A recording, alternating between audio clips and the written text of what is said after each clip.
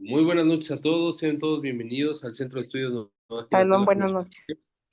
Como siempre es un gusto estar con ustedes cada lunes o miércoles que tenemos nuestra clase del curso del Pirkei Avot.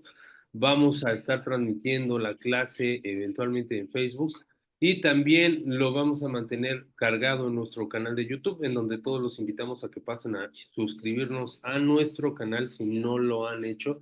Es Fundación Orahaim. Ahí van a encontrar todos los contenidos de este curso y de otros cursos que se han venido impartiendo a lo largo de la historia de Fundación Orahaim.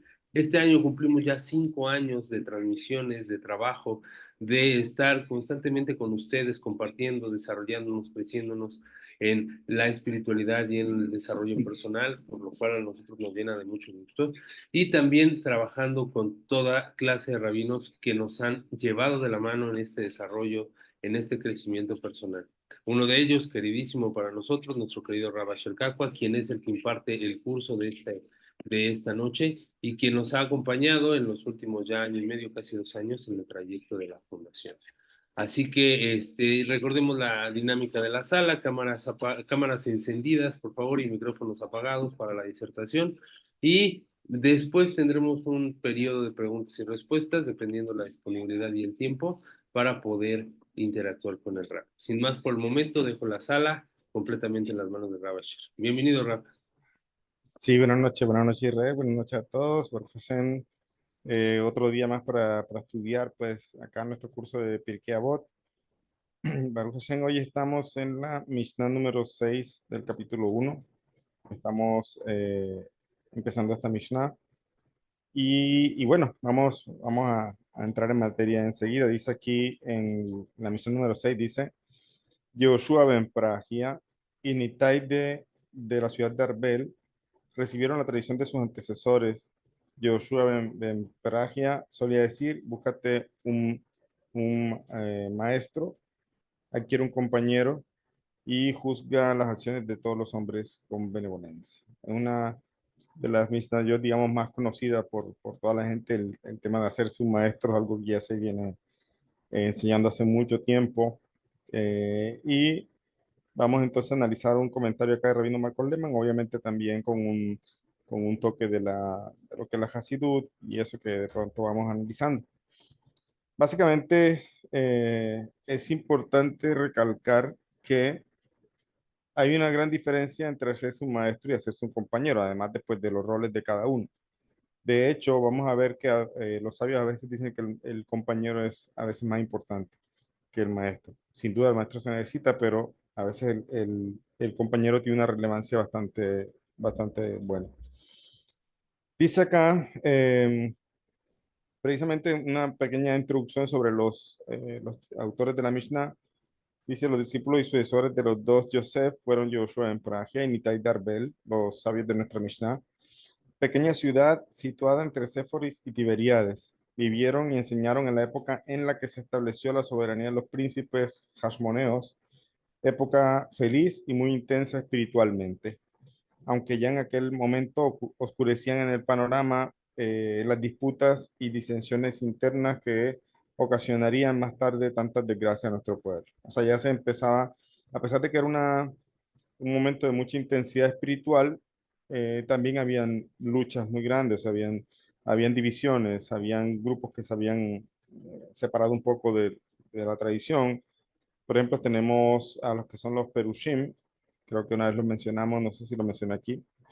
Los Perushim son los que traducían, generalmente se traducen como fariseos, ¿ya? Y tenemos también lo que hablábamos de los saduceos, o sea, se empezaron a generar grupos. Sin embargo, dentro de estos grupos, los fariseos, digamos, o perushim, significan separados. ¿Separados de qué? Pues de todas de estos grupos que de alguna manera tenían distorsiones de la enseñanza de la Torá. Entonces, ellos, los fariseos, eran separados precisamente porque buscaban cumplir siempre la ley como era. O sea, tenemos un concepto errado también sobre, o la mayoría de la gente tiene un concepto errado sobre el tema de los fariseos, siempre lo traen como alguien, digamos, negativo o alguien, personas que no eran correctas. porque precisamente no eran correctos de acuerdo a lo que las nuevas religiones estaban planteando, el cristianismo. Entonces, ¿por qué no eran correctos o por qué no eran bien vistos? Porque los Perushim se, se basaban precisamente en la Torá, o sea, no se apartaban de la Torá. Entonces, esto era visto pues para las otras, para las sectas que se formaron, era visto precisamente como algo molesto. Entonces, la gente importante, rica y noble, formaba parte de la secta de los saduceos, mientras que el pueblo consideraba a los perushim como maestros bienhechores y los veneraban, o sea, por su apego a la Torah. Entonces, primer cosa que de pronto ya algunos saben, pero es bueno traerlo aquí, de pronto otros no lo saben, y el tema de el concepto que hay detrás de la palabra fariseo, como alguien traicionero, como alguien malo, como es todo un concepto cristiano realmente. Toda esta idea, incluso a veces se utiliza como insulto también, algunas personas lo traen como insulto, pero todo viene enraizado del cristianismo, desde los orígenes del cristianismo, cuando realmente los perushim, que la palabra perush significa también como explicación, en este caso como separados, ellos se mantenían separados de todas estas desviaciones que se estaban formando dentro del pueblo de Israel. Entonces estamos hablando de una época en la que ellos vivieron, donde se generó toda estas, se empezaron a gestar problemas que en su momento más adelante van a traer muchísimos más problemas y desgracias sobre el pueblo de Israel. De hecho, es sabido también que Joshua en Pragia fue maestro de Yeshu Amanser, o sea, también lo del Talmud. Obviamente sobre el tema de Yeshu hay a veces discusión si algunos nombres que se mencionan allá, que no es tal cual, el nombre Yeshu, Ben Pandera, etcétera.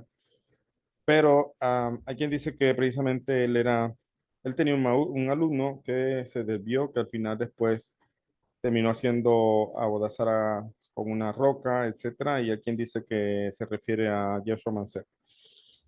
Entonces estamos viendo la situación, digamos, un poco difícil en la que estaban estos sabios, al mismo tiempo de mucho crecimiento espiritual, pero como todo siempre trae una contraparte y la situación era un poco difícil en esos momentos. Por eso habían esas divisiones en el pueblo de Israel, que obviamente después trajeron cosas más grandes y desagradables para el pueblo de Israel.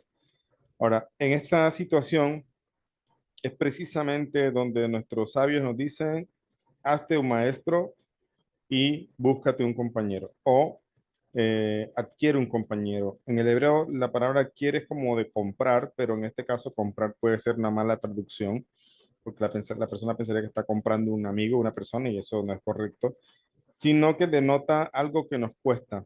Así como alguien va a comprar algo, pues lo compra con su esfuerzo, con dinero fruto de su esfuerzo, etcétera. Entonces, a eso es alusión el tema de aquí de adquirir, de algo que nos cuesta de alguna manera tenerlo. Por eso la palabra es adquiere un compañero, de adquirir con esfuerzo y hazte un maestro. Y después dice, juzga todas las acciones de todos los hombres con benevolencia. Es interesante estos consejos que nos dan. Ahora, teniendo en cuenta ese contexto, ellos nos enseñan que aunque te hayas convertido en un hombre importante, o incluso eminente, en este caso, pues en el contexto de personas de pronto estudiosas de Torah, personas que han ahondado, que se han hecho un nombre, que personas que son admiradas, entonces son eminentes, no desprecies, aunque te hayas convertido en un caso así, una persona que de pronto eres respetada, eminente en tu círculo, no desprecies aún así la autoridad de los demás.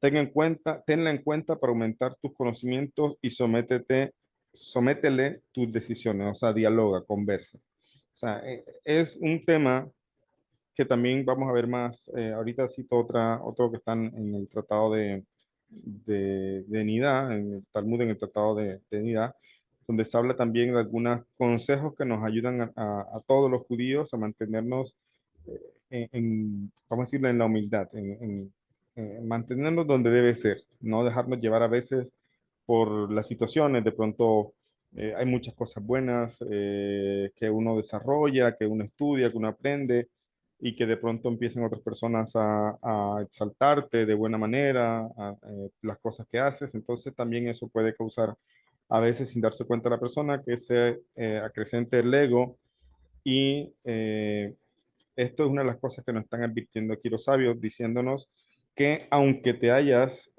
o sea, ¿qué quiere decir con esto? Que nunca una persona puede estar sin maestro, pocas palabras. O sea, aunque tú hayas crecido en conocimiento y en Torah y en un buen nombre, no pienses que entonces no tienes un maestro. Siempre una persona tiene arriba un maestro porque se puede aprender incluso a veces de los alumnos, eso es otra cosa, o sea, pero si tú te envaneces en esta situación de que porque tienes un buen nombre, entonces prácticamente no le das credibilidad o el espacio a incluso alumnos que te puedan enseñar cosas. Esa es una de las cosas de la importancia de tener un maestro, no importa qué tan grande seas. Obviamente, para los que no somos tan grandes, no somos tan eminentes, digamos, para el pueblo de Israel, mucho más todavía necesitamos un maestro. Eh, y por eso dice aquí, no desprecie la autoridad de los demás. Si estás en esta posición en la que la sociedad te ha puesto de pronto por tus decisiones, por tu sabiduría, y dice, ¿hay acaso alguien superior a David, gran héroe de guerra, cantor y poeta inspirado por Dios, digno discípulo del profeta Shemuel, a quien comparaban con Moshe y Aarón? Sin embargo, cuentan, y esto está en el Tratado de Berajot, en la página 4, de que David había escogido como maestro a un hombre más joven que él, Mefiboset. Y el Talmud habla de que él se aconsejaba con Mefiboset, o sea, incluso él el rey David, o sea, aquí el tema es que es un rey y está pidiendo consejo, además de la posición que él ya tiene como rey. De hecho, los reyes en el pueblo de Israel, la figura del rey es muy diferente la forma en que se trae, digamos, a los reyes de las naciones, que llegaban incluso a la tiranía por el poder que tenían. En el pueblo de Israel hay leyes para el rey. Hay leyes que solamente el rey tiene que cumplir y que son específicamente para el rey y muchas de esas leyes a veces estaban enfocados con el tema de mantener un límite en la humildad. Por ejemplo, no tener muchos caballos, dice la Torá, no tener muchas mujeres. El tema también por ejemplo, en los rezos, el Talmud de Brajot explica pero también que en lo que es el momento de rezar, el rey se inclinaba y no se levantaba hasta que no terminaba de rezar. En el caso de las demás personas, los demás judíos, se inclinaban en ciertos lugares, mas no estar siempre inclinado. Y eso es una manera que Hashem tiene de enseñarnos que en una situación como esta, donde una persona tiene un cargo muy importante, está muy a la mano de su Yetzer Hara de a veces envanecerse y terminar en actitudes que no debe tener. Por esa razón, entre más grande sea el cargo, según la Torah, incluso el rey, más se le exige a veces en cosas que conduzcan a la humildad, a mantenerlo ahí, bajo, no dejar que se suba ese, esa mala inclinación. Y una de las cosas que para los que no, obviamente no estamos en categoría de rey, etcétera, que también tenemos un ego, que el ego es sano también, y lo hemos hablado muchas veces. Hay un ego que es sano, hay un ego que no es sano. Es decir, hay un ego que tiene que ver con el amor propio, etcétera, o sea, con identificar las cualidades que uno tiene y que Hashem le ha permitido tener. Entonces es un ego también permeado por la humildad, pero hay un ego que se puede salir de control a veces y los sabios que precisamente viene con una transmisión desde Moshe Rabenu, que recibió la Torá. ¿Quién más que Hashem mismo, que nos creó a nosotros los seres humanos, nos pueda dar consejos sobre nuestra naturaleza con la que tenemos que luchar? Por esa razón, te están diciendo, bueno, no es bueno que estés sin maestro, no es bueno que pienses que no puedes aprender de otras personas porque de pronto estás en una posición ya bastante elevada, has aprendido bastante. No, siempre se puede buscar un maestro y un maestro es toda aquella persona que enseña y a veces, como dice más adelante en otra Mishnah, se puede aprender de cualquier persona. Esa es una de las cosas, y aprendemos del rey David. El rey David en su posición, además de que era un Sadik Gadol, un Sadik Gamur, como dice Tani, un Sadik completo, que había incluso transformado completamente su instinto al mal, ya no tenía ninguna lucha con el instinto al mal. Eh, Incluso él, además de eso, tiene una posición de rey, y además de eso, tenía un maestro, y su maestro, curiosamente, era alguien más joven que él. Ya, era más joven que él. ¿Y qué significa? Que él podía hacer como rey lo que quisiera, pero no.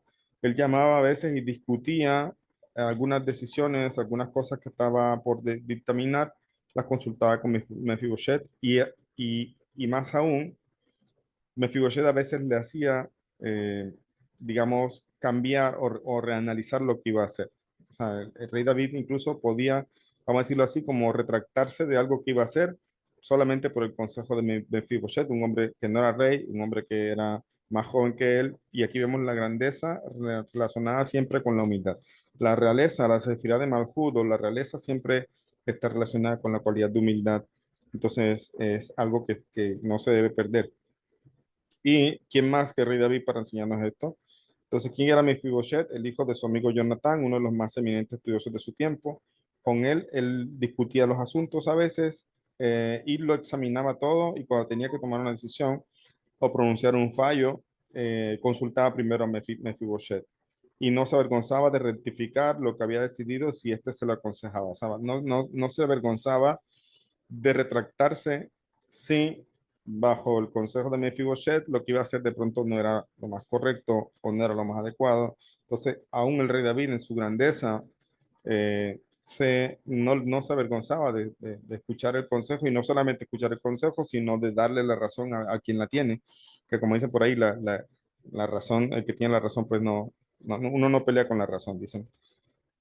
Acá, sobre esto, es lo que nos previene la Torah. O sea, Hashem nos creó, Hashem sabe que tenemos todos una lucha interna con el mal en diferentes aspectos, una lucha digamos, que tienen las naciones también con su mal interno, otra cosa la lucha también que tiene el judío, porque son caminos diferentes y voz diferentes, pero al final de cuentas hay un mal aquí que también nos causa lucha, que tenemos que mejorar. Y sobre todo, se espera de las naciones, se espera eso cuando ya han aceptado las 7 leyes, cuando ya se hacen conscientes de que tienen obligaciones, cuando ya ahora están estudiando, pues entonces se espera que se siga un proceso de mejoramiento y en ese proceso nos está advirtiendo aquí, no te olvides que puedes caer en el tema que a veces ese conocimiento te envanece, te hace sentir ya incluso, lo he visto, incluso personas que llegan a faltar el respeto a rabinos que enseñan leyes nojidas. O sea, no se trata aquí de limitar la discusión, nunca es sano eso, lo hemos dicho, de todo lo contrario, acá cuando realmente se aprende lo que es la Torá, hay debate, hay discusión, hay análisis, hay cuestionamientos, hay respuestas para todo, pero no se trata tampoco de llegar a faltar respeto o por poner por menos a una persona, y mucho más si en algún momento fue tu maestro. Entonces, eso puede pasar. Y eso nos dice acá que precisamente ocurre a veces que hombres eminentes se sobrevaloren creyéndose infalibles y que consideren válida solamente la propia opinión. O sea, hay mucho de eso también. Todo el mundo, cuando ustedes, personalmente les digo un consejo, cuando ustedes vean una persona que tal vez no lo dice, pero sus actos lo muestran, ¿y qué quiere que muestra? Dice que todo está mal menos él. Ahí hay mucha gaba, mucho orgullo, lo que dice aquí como que se envanecen, ya se envanecen en su propia opinión, ya como acá se sobrevaloran. Y hay mucho de eso, ya, hay mucho de eso. El tema es si está bien que uno analice de manera crítica, constructiva muchas cosas, pero cuando todo se vuelve, en resumen, todos están mal menos yo, ya aquí está evidente el asunto del envanecimiento y de la gabá que se subió a la cabeza, y precisamente eso es lo que debemos evitar. Debemos evitar que eso llegue a pasar. Todos estamos propensos a que eso pueda pasar, pero la enseñanza de Pirkei Avot es, si tienes un maestro y si tienes más aún un compañero de estudio, y un compañero no es como se entiende en la escuela, que el compañero es de pronto el que está en la misma aula de clases. No, acá es una persona que está cercano a uno, una persona que estudia con uno, es un amigo de verdad, ¿ya? Y que también estudia. Y los amigos de verdad no son aquellos que te patrocinan las cosas que están mal o celebran cosas que están mal. El amigo verdadero es aquel que te va incluso a reprender si es necesario por lo que estás haciendo. Y si uno aprecia y valora a ese amigo verdadero, uno va admitir con humildad que él tiene la razón. Y va incluso a agradecer de que le está permitiendo, le está ayudando a no desviarse del camino.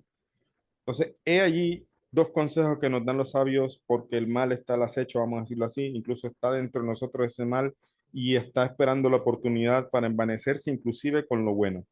Decir, aprendes Torah, Torah, Torah y, sin darte cuenta tal vez te sientes más sabio que los demás, que los compañeros, ya incluso puede ser que te burles de la opinión de otros, de las preguntas de otros, etcétera. Entonces ya hay algo aquí que puede estar surgiendo y por eso tener un maestro y tener un buen amigo, un compañero, es una de las mejores cosas que nos dicen los sabios que podemos tener para precisamente mantenernos cerca de la senda o en la senda del bien, vamos a decirlo así, y no desviarnos a veces inconscientemente. Por eso dice aquí, esto que estamos diciendo es un error lamentablemente que le perjudica tanto a ellos mismos, o sea, a las personas que llegan a ese punto, como a los demás. Este defecto suele ser la consecuencia de las circunstancias en las que se encuentran. Escuche eso. Este defecto suele ser la consecuencia de las circunstancias en las que se encuentran. Entonces también puede pasar que el contexto o el lugar donde está también, en vez de ayudarte, potencie tus malas cualidades. ¿Ya? Y, y es ahí donde tenemos, por ejemplo, aquí dice, en efecto, los grandes hombres generalmente están rodeados de admiradores que los halagan ensalzando todo lo que dicen, hacen o escriben. Entonces, ¿qué significa aquí? No podemos halagar, no podemos exaltar las cosas buenas. No, pero todo tiene un límite. Se puede caer en la adulación también. Ya, se puede caer y eso no es bueno. Pero incluso en las leyes de la Shonjara se trae de que cuando una persona tiene algo bueno y tú le puedes exaltar, o sea, reconocer eso bueno que tiene y no lo dices, callarte eso se consideraría la Shonjara. Ya, así a veces se trae, la Shonjara no es solamente hablar cosas malas, sino que de pronto si tienes algo bueno que decir a una persona y no lo dices, de pronto por orgullo o lo que sea, no lo quieres decir, entonces eso se consideraría la Shonjara, según las leyes de la Shonjara. ¿Qué significa eso? Entonces, ¿qué hago, Rabino? ¿Le digo las cosas buenas o no se las digo? Siempre hemos hablado del camino del medio, el camino del equilibrio, y ese camino del medio es más fácil mantenerlo si se sigue, si se mantiene una enseñanza y una sabiduría. Me acabo de acordar, tengo aquí un papelito, disculpen que se me había olvidado, lo iba a decir al principio. Quería dedicar esta clase también, estas palabras de Torah para la pronta curación de Eliaster Arjona de Granados y Dilia de Jesús Granados Arjona. Son dos personas que están enfermas en este momento, que Hashem permita que se recuperen, que veamos buenas noticias y aunque no esperamos, no debemos depender de milagro, pues Hashem siempre nos puede conceder milagros, su bendita misericordia. Que de Hashem escuchamos buenas noticias para estas personas que están en este momento pues un poco delicadas de salud. Ok. Entonces, decía que puede pasar incluso con las personas que están no necesariamente en un mal ambiente, es decir, está rodeado de personas buenas, pero a veces si el problema no es que te exalten, el problema no es que te digan lo bueno, porque ya dijimos, hay un equilibrio en eso y a veces se debe decir, las cosas buenas se deben exaltar. El problema es lo que ocurre internamente en la persona que recibe el halago, la persona que recibe de pronto esa exaltación, la persona que recibe esas buenas palabras. Y es allí donde tenemos que estar alertas. ¿Ya? Esto puede pasar no necesariamente en el ámbito de Torah. Puede ser incluso cualquiera de ustedes de pronto en la empresa, en el trabajo, alguien dice algo bueno, exaltan sus cualidades, su trabajo, lo que hicieron.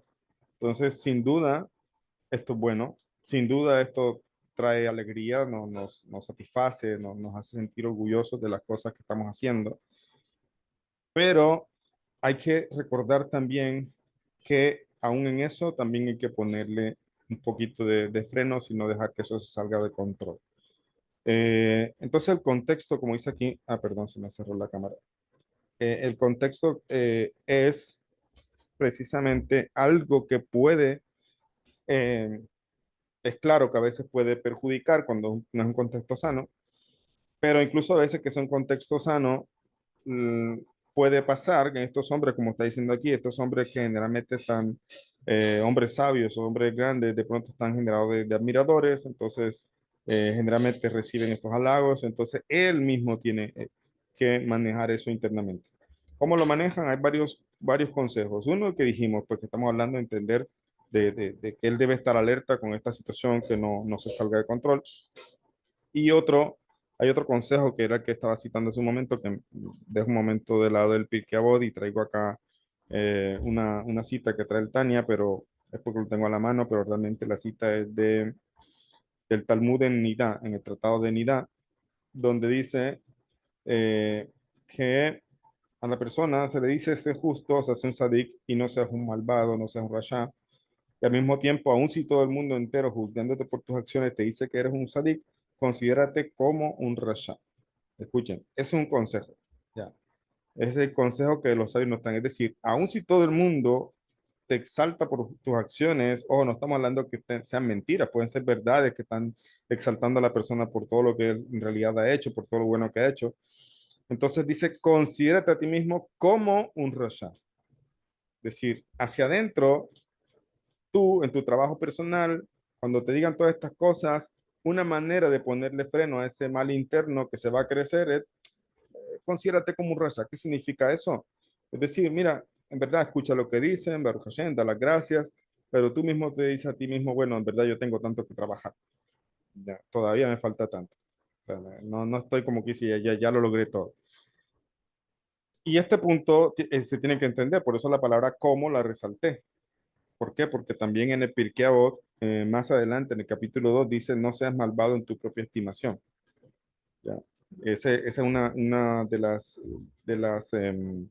los desarrollos que empieza a hacer el Tania en la primera parte sobre este tema. Entonces, por un lado me dicen que no se me han dado mi propia estimación, por otro lado me da un consejo los sabios, me dice, considérate como un rasha. Si todo el mundo por tus acciones te exalza y te eleva, considérate como un rasha. La respuesta que trae el Tania mucho más adelante, después de muchas cosas que analizan el servicio del judío en su proceso de Avodat Hashem, es que en realidad si de pronto no llegas al nivel de sadik, es decir, no puedes ser un sadik, y entiendes ese sadik como Tania lo analiza como una persona que ya prácticamente no tiene ninguna lucha con su Yetzer Hara, entonces por lo menos no seas un rasha.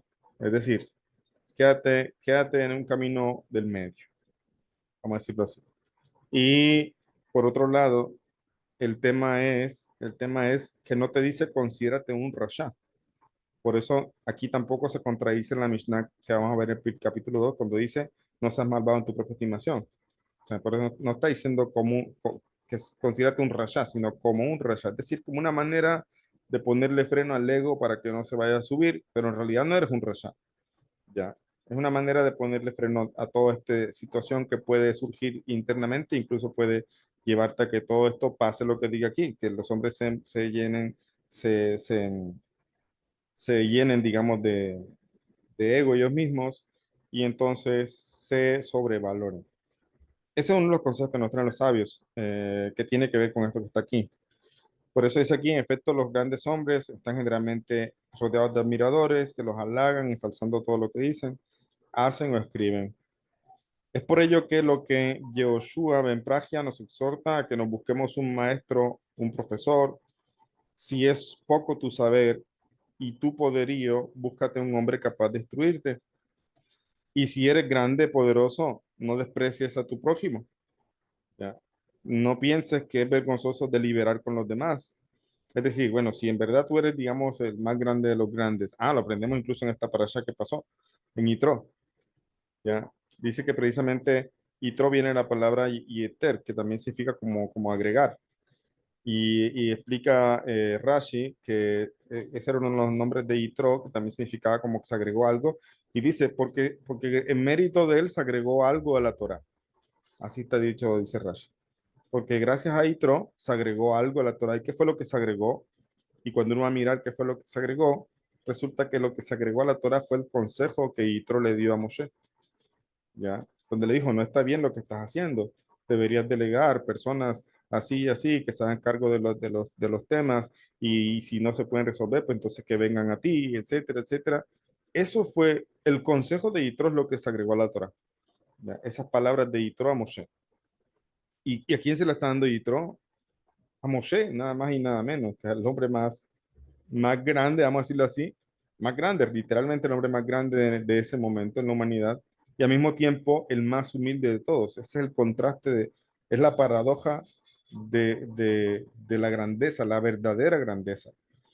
La verdadera grandeza conlleva humildad, ¿ya? En cambio, una grandeza permeada por el mal es aquella que de alguna manera te alimenta tu ego y te crees de pronto más y llega un punto tal vez en que sientes que nadie puede decirte nada o nadie tiene que decirte porque tú eres un gran sabio. ¿Ya? Entonces, ahí vemos precisamente con Yitro el asunto de que tenemos a Moshe y Moshe, incluso vemos también una facultad o una cualidad de Yitro, porque él no le dice que haga, sino que le dice consulta con Dios. En pocas palabras, dice Rashi también que le dice, ve, yo te digo esto, ves, consulta con Dios, si te parece bien, si a Hashem le parece bien. Y obviamente a Hashem le pareció tan bien que incluso lo agregaron y está en la Torah ese consejo de Yitro. Pero por otro lado vemos a Moshe, o sea, en una posición tan grande como la que él tiene, incluso toma el consejo de Yitro y tal vez consulta a Hashem y obviamente está de acuerdo y fue un gran consejo lo que Yitro dijo. Por eso dice aquí, si tú eres tan grande, digamos, en tan sabiduría, que creo que faltaría mucho tiempo, incluso a veces, para poder uno tener la sabiduría bastante importante, pero uno nunca puede decir, bueno, ya, llegué al límite de mis fuerzas, sobre todo en estas cosas. Entonces uno nunca está, como que dice, ya estoy completamente acabado, acabado, pues como terminado, completamente ya realizado. No, en verdad es un trabajo personal que toda la vida nos va a tomar. Por eso el Rebe también dice en otra parte, eh, dice algo así como que un buen Hasid nunca está completo. Ya, o sea, que Hasid no que dice, bueno, ya soy un buen Hasid, no, o sea, nunca está completo porque siempre está mirándose a sí mismo y analizándose y viendo que tal vez tiene que trabajar más.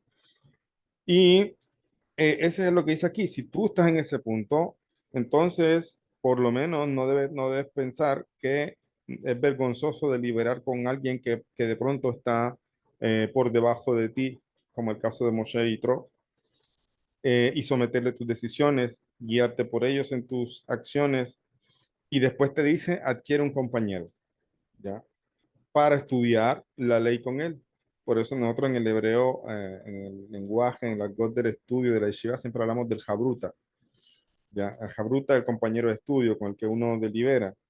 Y el jabruta es un estudio interesante, es de tú a tú, de pilpul, decimos uno en el hebreo, o sea, de discusión, y a veces uno se emociona y dice, no, no es así, debe ser así. Entonces, esas discusiones son muy enriquecedoras. No son discusiones aquí de pelea personal, sino del estudio.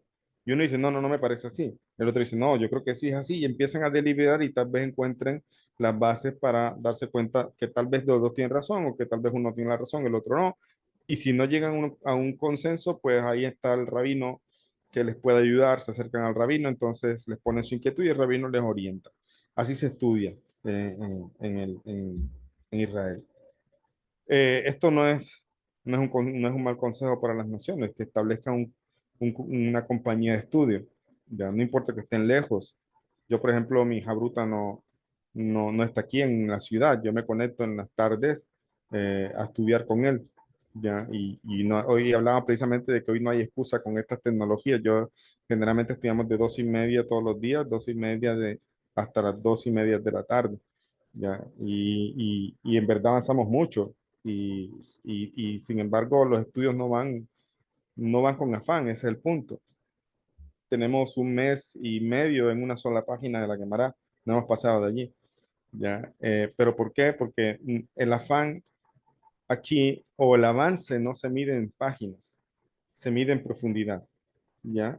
Y ha habido momentos en los que por ejemplo, el jueves pasado, tuvimos un estancamiento, vamos a decirlo así, aparentemente no hubo progreso porque tuvimos una dificultad de entender algunas cosas ahí de la Gemara, pero el día de hoy que nos reunimos nuevamente fue espectacular, o sea, todo fluyó. Entonces, esas dificultades que a veces uno tiene, eso puede aplicar incluso para la vida, a veces las dificultades que uno tiene después le hacen crecer, le hacen fortalecerse.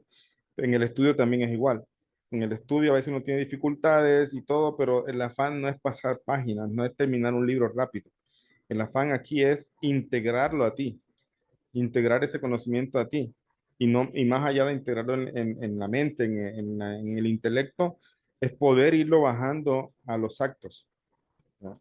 Se necesita ir bajándolo a los actos. Hay mucho de eso también y eso es parte del proceso, no lo digo en ánimo de decir que es parte del proceso, o sea, de personas que están aprendiendo y de pronto eh, no, nos cuesta a veces la parte de las acciones nos cuesta un poco más, pero es parte del proceso, es cuestión de seguir, de generar el hábito, de empezar a forzarse, de empezar a veces a empujarse uno mismo, porque si lo aprendiste, ya tú sabes cuál es el camino y tú te empiezas a empujar. Pero les digo algo, el compañero es una ayuda vital, vital, en serio. ¿En qué sentido? No, no es el que está ahí para ser confidente, no es el que está, o sea, puede serlo, pero no es la idea de compañero que la gente tiene en las naciones generalmente, de mi mejor amigo, mi mejor amiga, que entonces mi confidente, le cuento todo. No, no, no. Un buen amigo no necesariamente está allí para uno contarle toda la vida, uno también tiene que ser reservado en cosas, ¿ya? Pero está allí a veces para jalarte cuando los momentos que se necesita. O sea, esa compañía te ayuda a salir adelante.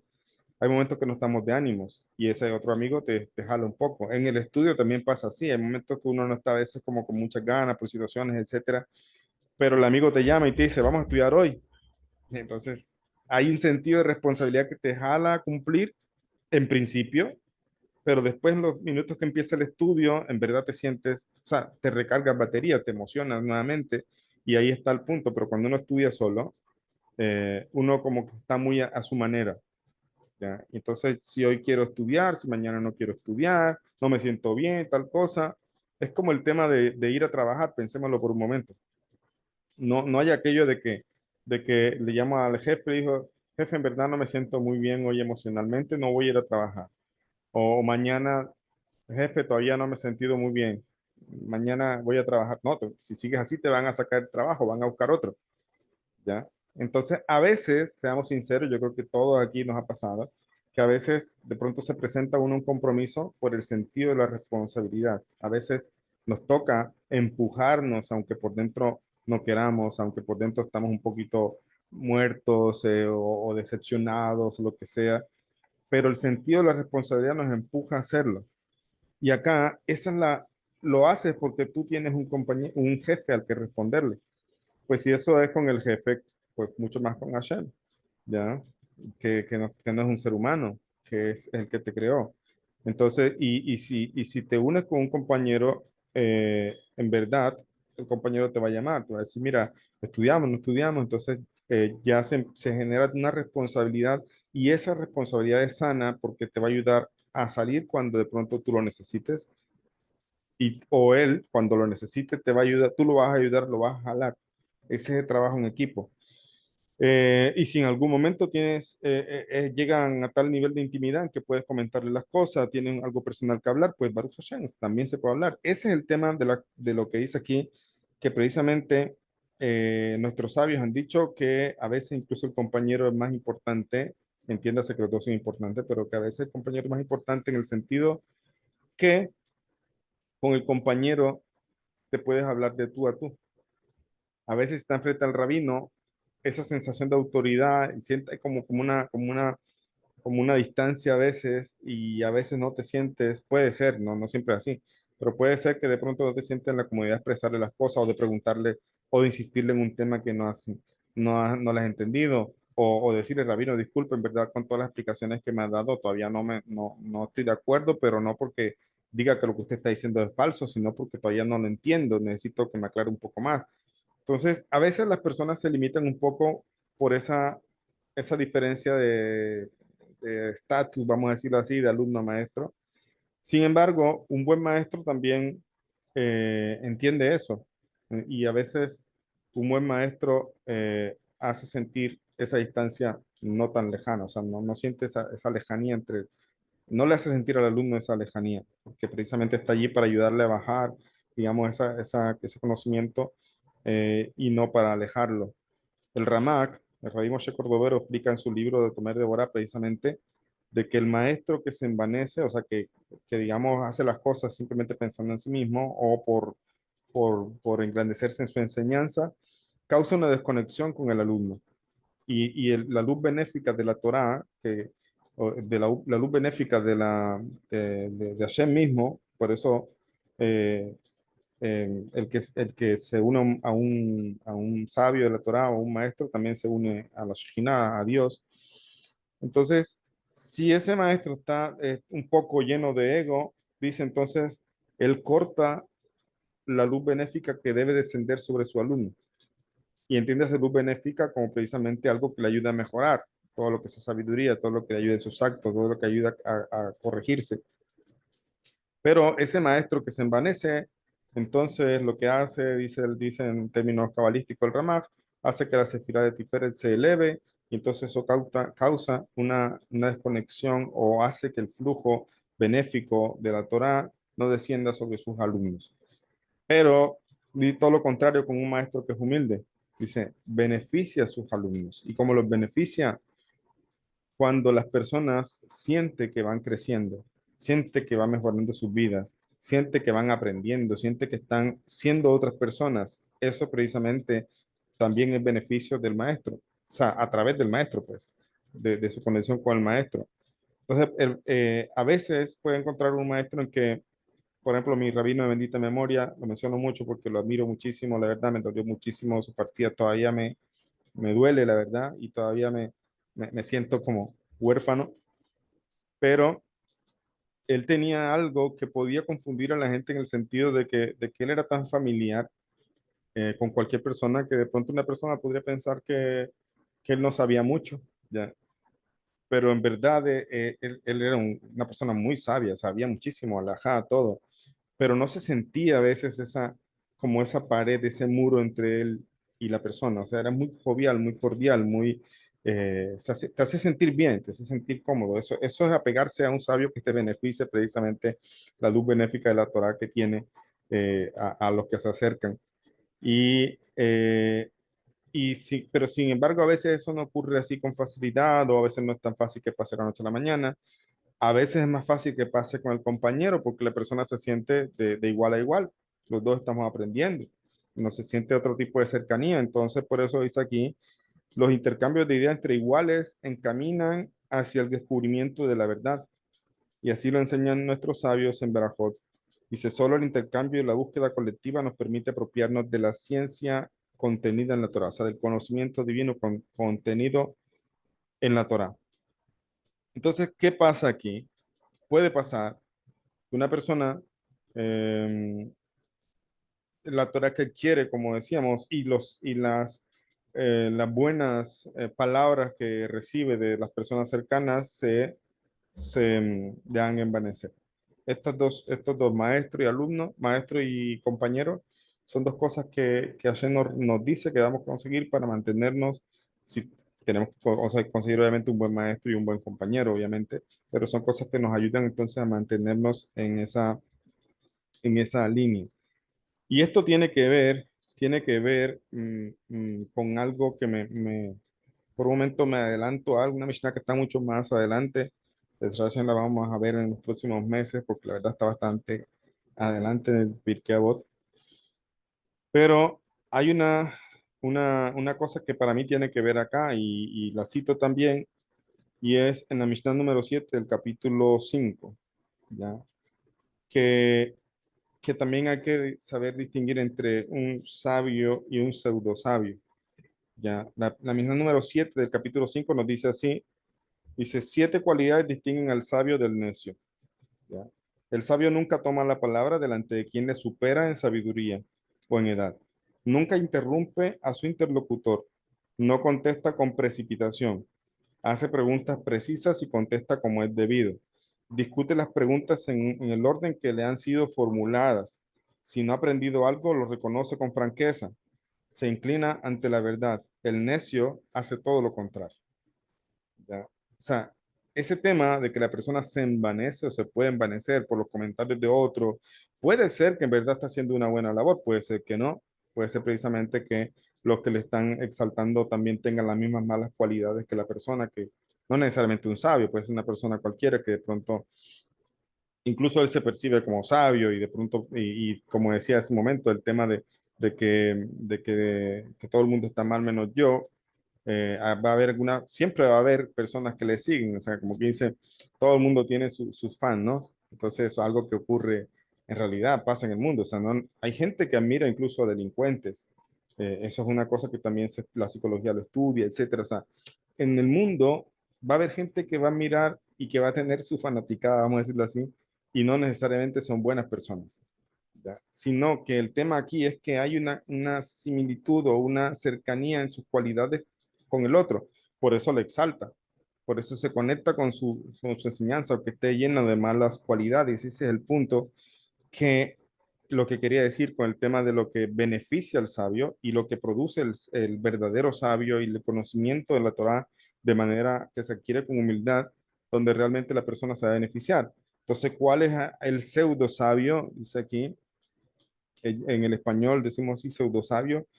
Aquí el rabino Marcos Lema entró un comentario que me gustó muchísimo cuando lo leí en su momento y dice aquí es difícil traducir con exactitud la palabra jajam y golem.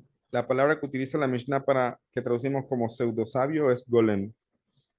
Todo el mundo pensará, bueno, pero el golem no fue el que hizo el mar de Praga. Sí, precisamente aplica el concepto aquí. El golem de la historia de Marat de Praga era algo hecho con barro y que por cosas que el sabio sabía de Kabbalah le hizo tener una especie de vida, porque no es vida realmente como la entendemos, pero le hizo, obviamente todo esto considerado permitido porque era un gran sabio, era una persona santa, etcétera. Y, pero no tenía, el golem no tiene alma, el golem no es un ser humano, no es algo ahí inacabado. Entonces, por eso dice aquí que eh, dice que tanto el Tanaj como el Talmud se designa con la palabra jaján al hombre que no solo posee una gran sabiduría, sino que también sabe poner en práctica lo que ha aprendido.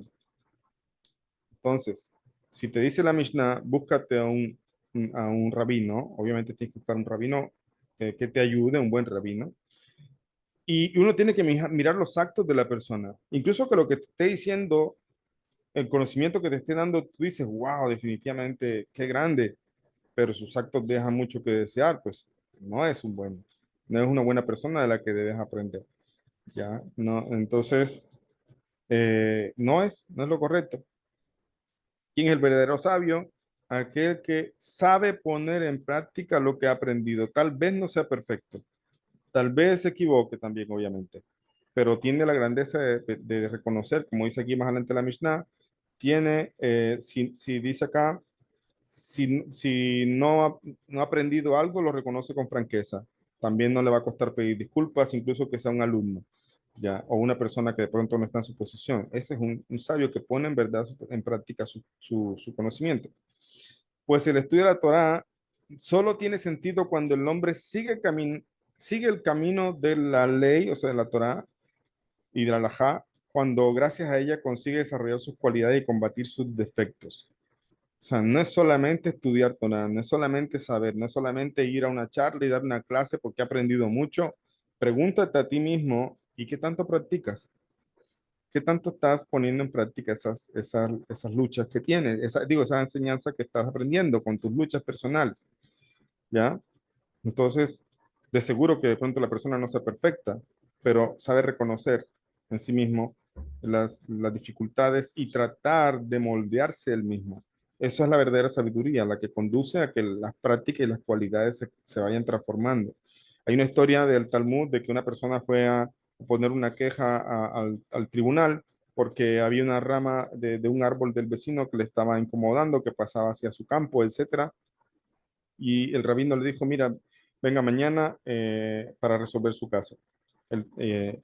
Y el hombre fue al día siguiente y le dijo, mira, tienes que cortar la rama de la que molesta a tu vecino. Y el hombre preguntó, me hizo esperar un día para decirme eso, ¿por qué no me lo dijo ayer? Le dijo, lo que pasa es que yo también tenía una rama que molesta a mi vecino y tal vez no me haya dado cuenta, y ahora que tú vienes a decirme esto, yo fui a cortar primero mi rama antes de decir que tú cortaras la tuya. ¿Ya? Esa es la enseñanza. Es decir, yo también intento corregir. Uno que enseña se pregunta mucho eso también. Uno también tiene sus trabajos, sus luchas, sus procesos de mejorar muchas cosas, ¿ya? Pero uno sabe que está trabajando, uno sabe que está avanzando, uno sabe que uno es sincero con uno mismo. No hay peor cosa que mentirse uno mismo, la verdad. No hay peor cosa que eso. Entonces, eh, cuando una persona es sincera dice, bueno, yo también tengo esta lucha, pero bueno, tengo que decir las cosas como son. Yo estoy como, una vez escuché una historia en Hasidut, una historia muy larga, muy bonita, pero un rabino decía, yo estoy como un aviso en el camino. Es decir, yo voy para allá también, pero te digo por dónde es el camino.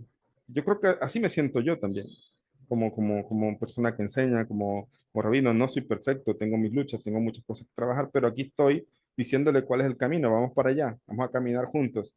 Ya, todos tenemos que mejorar al final de cuentas y trabajar. Entonces, pero miren lo que dice aquí con respecto al golem.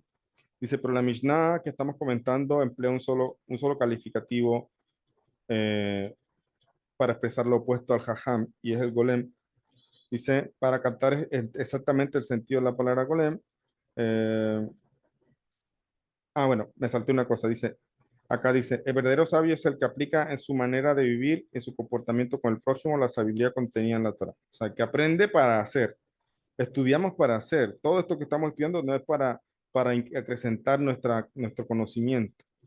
Ese es el principio, pero es para hacer. Entonces, eso es el sabio. Después dice acá, por el contrario, el golem es el que a pesar de haber adquirido muchos conocimientos, no ha conseguido asimilarlos todavía y el que no refleja dichos conocimientos en su comportamiento. ¿Ya? Y, y como le digo, hay mucho de eso, lo he visto también en redes sociales, y también tiene sus fans, pero no necesariamente es una persona que está haciendo las cosas bien. O sea, deja mucho que desear si se expresa de tal o cual forma de un rabino reconocido, etcétera. ¿Ya? Pero hay gente que le gusta eso, ¿ya? Precisamente porque se sienten afín con sus malas cualidades también.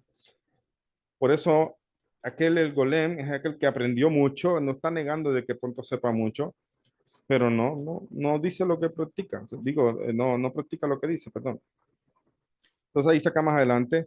La Mishnah que estamos comentando emplea un término calificativo para esta persona, golem, para captar exactamente el sentido de la palabra golem. ¿Cuál es la palabra golem? Dice, hemos de recordar la expresión de la Mishnah en kelim, golame, kelim, que significa utensilios de metal inacabados. O sea que la palabra golem realmente se viene a entender como algo inacabado. ¿Ya? Es, dice aquí que no ha cobrado aún su forma definitiva. Por lo tanto, nuestros sabios designan con la palabra golem no al alumno estúpido, o sea, al alumno tonto, pues el que de pronto se le hace difícil aprender, no al alumno tonto e incapaz, sino al que a pesar de sus muchos conocimientos no sabe aún comportarse como un sabio, es decir, someter sus pasiones a la disciplina en la Torá. También es el quien no ha conseguido asimilar la cantidad de conocimientos con los que se ha llenado la cabeza. ¿Ya? Esto es un golem inacabado. O sea, está ahí a medio camino, sabe mucho, pero le falta terminar de pulirse. Eso es un golem. Y por eso la persona a veces no tiene la escucha activa, es de la persona que quiere mostrar cuánto sabe, no interrumpe el rabino a veces o al maestro para mostrar cuánto sabe y decir yo también estudié, yo también hice tal cosa, es que tal cosa, o sea, está afanado por mostrar lo que sabe, pero al mismo tiempo está sacando a flote sus malas cualidades porque no deja que las cosas fluyan como deben fluir, sino que quiere mostrarse él, ¿ya? Quiere hacerlo él. Eso es un golem, una persona que está inacabado. Ahora, ¿no hay esperanza para el golem? Claro que sí. Debe empezar entonces a poner en práctica lo que está haciendo, y para eso también necesita dejarse guiar del rabino, ¿ya? De su rabino, el que le escoja, ¿ya? Y entonces eso tiene que ver con esta Mishnah, por eso lo cité y me adelanté. Ya la miraremos, igual de pronto repetiremos un poquito lo que se habló aquí cuando sea el momento, pero sé que faltan meses para eso. Pero esa es la importancia de tener un rabino, de tener un maestro, de tener un compañero que incluso nos puede sacar de estas dificultades o de los bajones que uno tiene a veces en la vida. No siempre estamos a veces con el mismo ánimo y a veces nos cuesta precisamente alzar la cabeza, pero la vida sigue, Baruch Hashem, y uno luego se levanta de eso y a veces necesita una mano amiga. Y ahora vamos con la última parte de la Mishnah para completar esta último comentario cortico. Y entonces terminamos, vimos una Mishnah completa en este caso, en esta clase. Y la última parte de la Mishnah es evitar juzgar con prejuicios. Dice, para ganarte al maestro y al amigo es indispensable que juzgues con benevolencia las acciones de tus semejantes. O sea, es pensar bien, ¿ya? Pensar bien. Ojo, hay un límite con eso también, o sea, me refiero, todo tiene su límite. A veces hay personas que, sobre todo, lastimosamente, personas no ágiles que a veces toman ciertos consejos del libro de Torah a su manera y el consejo no es malo, es palabras de Torah, como dice el Tania, palabras de Hashem, pero de pronto la persona lo asumió de una manera incorrecta y eso lo lleva a veces a tener problemas, ¿ya? Acá, sin duda, tenemos que procurar pensar bien, pero también hay cosas que son muy evidentes que de pronto me refiero, como digo, no evidentes, porque al final es como si me contradijera, sino que en verdad hay cosas en la vida que son reales, vamos a decirle, y otra cosa es cuando uno no tiene la seguridad. Cuando uno no tiene la seguridad de algo, es mejor pensar bien, o sea, no prevenirse. Y acá nos pone un ejemplo, dice el hombre, otra cosa, el hombre desconfiado y poco generoso siempre está dispuesto a sospechar de los demás, atribuyéndoles oscuros propósitos y malas intenciones. Les voy a decir esto en palabras más modernas y un término que utilizan a veces acá en Colombia. La persona se hace una película en su cabeza, ¿ya? Pero realmente el problema no es del quien está pensando, sino lo tiene él, por su desconfianza. Ya por su mala cualidad, a veces precisamente empieza a pensar un montón de cosas y termina a veces incluso enojándose y resintiéndose o previniéndose con el otro cuando el otro no ha hecho nada. Todo pasó en su cabeza, ¿ya? Todo pasó en su cabeza. Entonces, la persona desconfiada y poco generoso siempre está dispuesto a sospechar de los demás, atribuyéndole incluso oscuros propósitos y malas intenciones. Pero de esta manera consigue pronto enemistarse con su maestro y reñir con su amigo. Juzga entonces, nosotros juzguemos entonces las acciones de los demás con benevolencia, aunque las apariencias estén contra ellos. Esto es tan en serio, se lo toma la Torá, que incluso en temas de juicio, por ejemplo, en el Sanedrín, podía pasar que una persona, digamos, eh, entra alguien a la escena del crimen, por poner un ejemplo, encuentra una persona con un cuchillo en la mano y el otro tirado en el piso. La evidencia que te está diciendo ahí, este hombre lo mató. Pero los sabios, aún en ese caso, mm, tienen que investigar a fondo el tema, porque no se dejan guiar por lo evidente, ¿ya? Y por eso también en la ley de Sanedrín se trata de que si hay 200 testigos, dice el Rambam en Mishneh Torah, citando lo de Sanedrín, dice, entonces interrogarlos a todos. ¿Ya? Y por eso un solo testigo no vale. Y por eso un montón de cosas. Es decir, no se apresuran a acusar. Es más, ¿saben algo? Cuando se aplicaba la muerte, la pena de muerte por parte del Sanedrín, que eso muy pocas veces pasó, realmente eso estaba allí, pero no era algo que se hiciera, como el Talmud explica, o sea, fue casos muy raros, no era que pasaran haciendo eso. ¿Sabes quiénes ejecutaban la pena capital sobre la persona? Los testigos. Imagínense eso. La Torá dice que los testigos tenían que ejecutar a la persona por el pecado que hizo. Imagínense la situación aquí, o sea, es un tema muy... El testigo aquí, por ejemplo, no es simplemente voy a acusarlo, sino te van a poner entonces su sangre en tus manos. Ya es un tema muy serio. Y cuando tocaba hacerlo, las pocas veces que ocurrió, de hecho, Jesús fue uno de esos. Jesús fue ajusticiado, vamos a decirlo así, o le placaron el juicio por por el tribunal, el Sanedrín, así está escrito en el Talmud. Por eso la iglesia quería quemar el Talmud, por muchas razones también. Pero en verdad no fue Poncio Pilatos, como dicen, sino que fue el Sanedrín. ¿ya? Y, y aún con él, ahí en el Talmud se trae, creo que en la página 37 no me acuerdo ahorita, se habla precisamente de que se mandó un vocero, porque así dice la ley, una persona pregonando por el campamento, por toda la ciudad, si conocían méritos de él antes de juzgarlo. Y que si conocían méritos, que se presentaran al tribunal.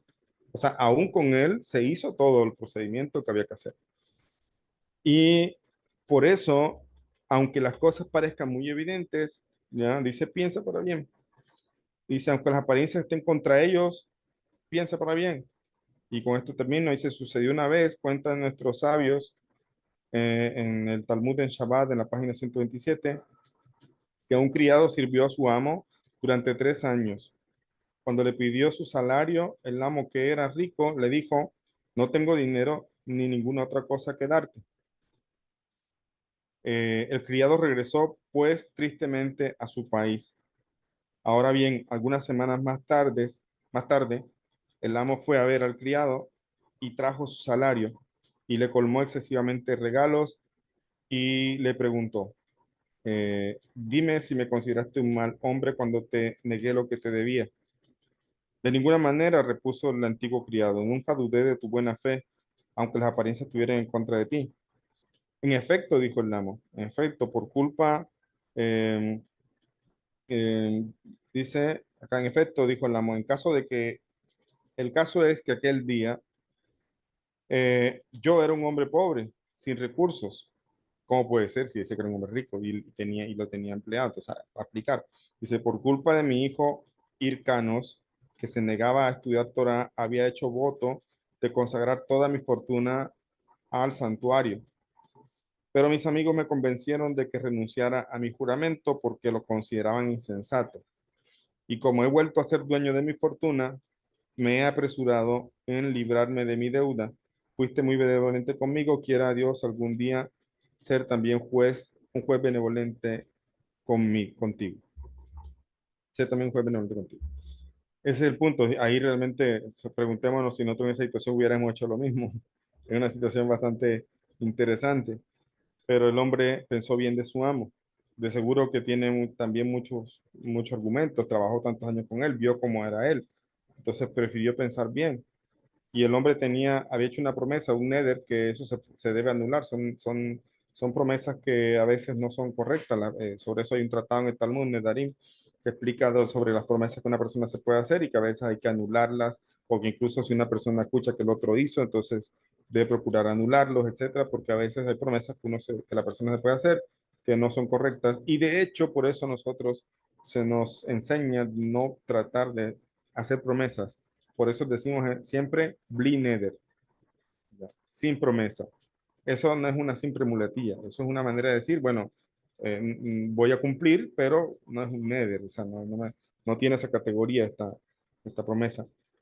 Y sin duda, esta es un ejemplo de cómo pensar bien. Y a veces pensar bien requiere también la confianza. La confianza se construye durante años, se destruye en pocos segundos. ¿Ya? Pero también un caso más difícil puede ser cuando tiene que pensar bien de alguien que de pronto no conoces.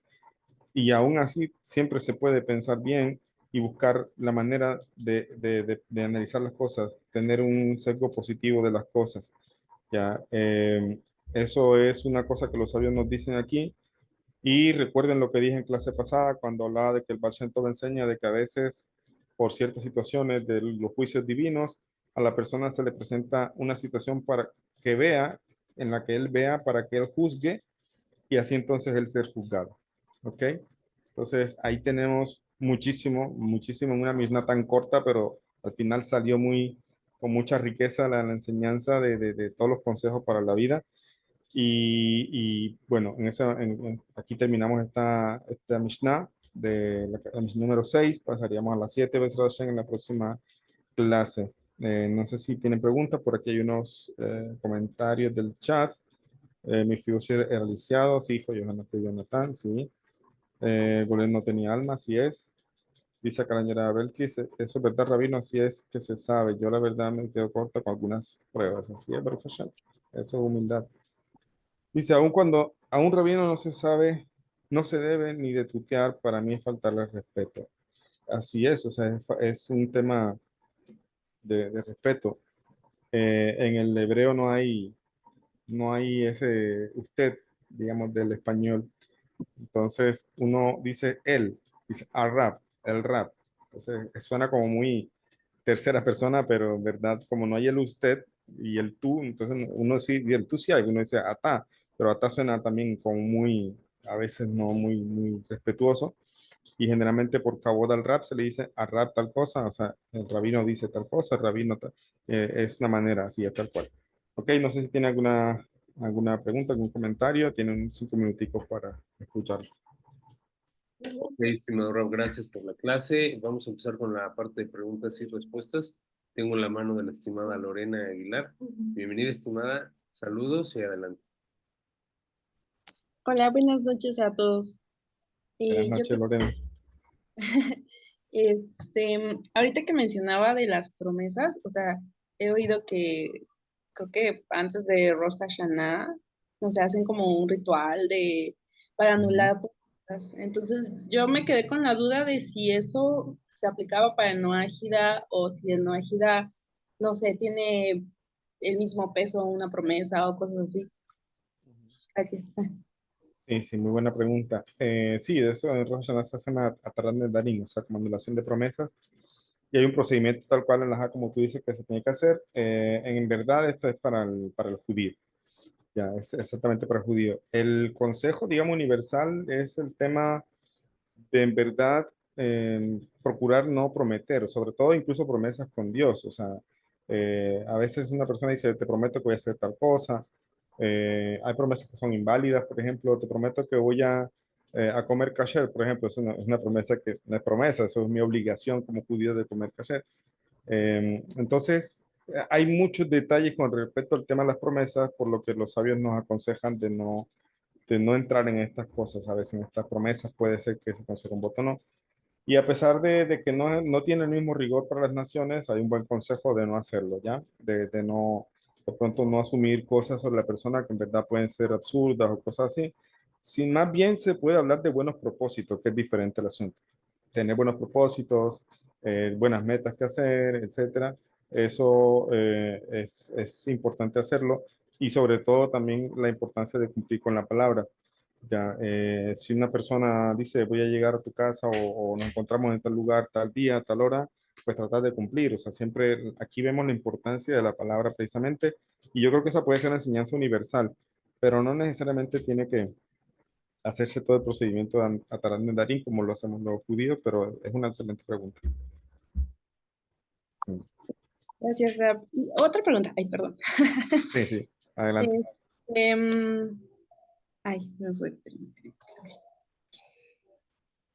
Que sí, bueno, como usted nos aconsejaba tener un compañero de estudio, no sé Ujú. si hay alguna restricción, por ejemplo, por cuestiones de recato, de estudiar, no sé, yo que soy una mujer con una mujer, o se puede ser Ujú. mixto, o así. Sí, totalmente. Buena pregunta también. En verdad, por recato es mejor parejas del mismo género, o sea, hombre con hombre, mujer con mujer, ya, y mucho más si la persona está casada, mucho más todavía, o sea, puede, y si, en el sentido de hacerlo con otra persona, de estudiar con otra persona, ya cuando se casa incluso ya tiene un jabruta, tiene su pareja con la que debería estudiar y compartir. Pero sí, obviamente por temas de recato no es aconsejable el tema recuerden lo que estudiamos en la otra misión también, de que a veces el hablar y frecuentar puede llevar a otras cosas, entonces es mejor mantener esa distancia allí.